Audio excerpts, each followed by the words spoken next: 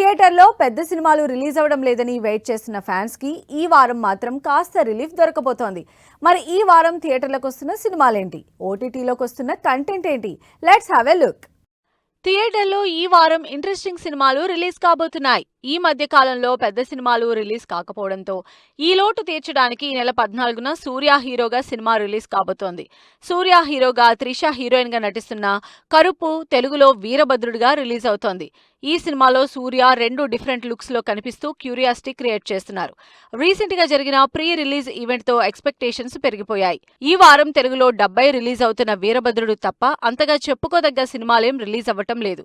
అయితే బాలీవుడ్ లో మాత్రం పతి పత్ని ఔర్ ఓ సీక్వెల్ రిలీజ్ కాబోతోంది. క్రేజీ కామెడీ ఫ్యామిలీ ఎంటర్టైనర్ కి సీక్వెల్ గా పతి పత్ని ఔర్ ఓ తెరకెక్కుతోంది. ఆయుష్మాన్ ఖురానా, రకుల్, సారా అలీ ఖాన్, వామిక లీడ్ రోల్స్ లో తెరకెక్కిన ఇంట్రెస్టింగ్ మూవీ మే 15న రిలీజ్ కాబోతోంది. ఫస్ట్ 2 పార్ట్ల కంటే ఈ మూవీని ఇంకా ఎక్కువ కామెడీ ఎలిమెంట్స్ తో ఫిల్ చేసింది టీం.